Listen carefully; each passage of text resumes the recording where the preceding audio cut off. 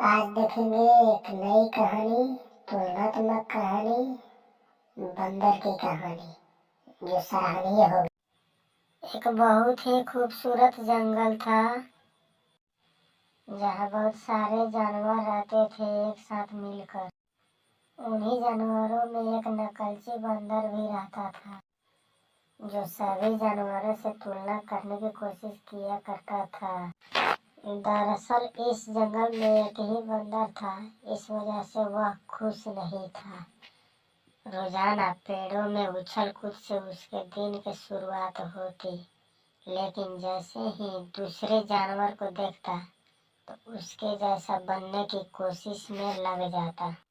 उसे हमेशा अपने अंदर कमी नजर आती रहती। तालाब के किनारे बंदर बैठा था।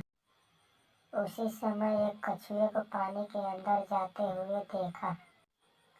बंदर को लगा कि जैसे कछुआ धीरे धीरे पानी में चलकर तैर गया, वैसे वह भी कर सकता है।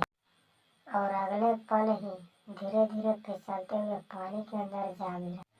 तालाब में गिरने से उसे तैरने में परेशानी होने लगी। जैसे तैसे करके वह तालाब के अंदर से बचकर बाहर आ गए।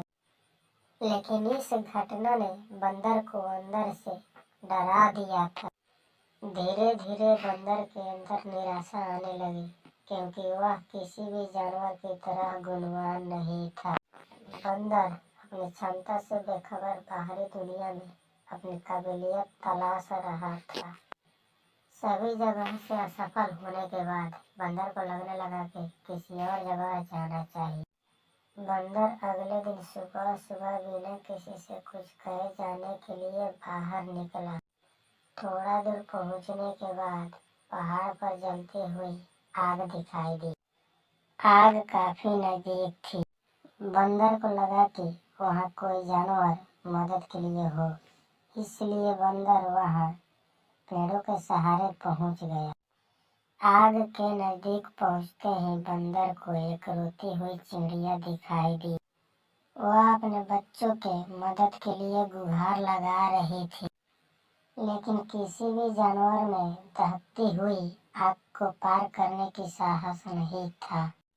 तभी बंदर पेड़ों के सहारे लटकते हुए चिड़िया के पास पहुंचा और उसे कहने लगा कि मैंने सुना था चिड़िया हवा में उड़ सकती है, फिर तुम्हारे बच्चे क्यों नहीं उड़ पा रहे हैं? चिड़िया ने बंदर से कहा, मेरे बच्चे अभी छोटे छोटे हैं, उड़ नहीं सकते और मैं भी उन्हें दूसरे जगह ले जाने में सक्षम नहीं हूँ। चिड़िया की समस्या सुनते ही उसकी मदद करने को बंदर ने तैयार हो गया। वह जोरदार छलांग लगाकर चिड़िया के बच्चों के पास उसी पेड़ पर पहुंच गया जहां चिड़िया के छोटे छोटे बच्चे थे। चिड़िया के दोनों बच्चों के हाथों में उठाकर चिड़िया के पास ले आया। चिड़िया अपने बच्चों को सुरक्षित देखकर बहुत खुश हुई और बंदर को धन्यवाद देते हुए कहा कि मैंने इस जंगल में सभी जानवरों को अपने बच्चों की जान बचाने की फरियाद की थी, लेकिन किसी ने भी अपनी हिम्मत नहीं दिखाई।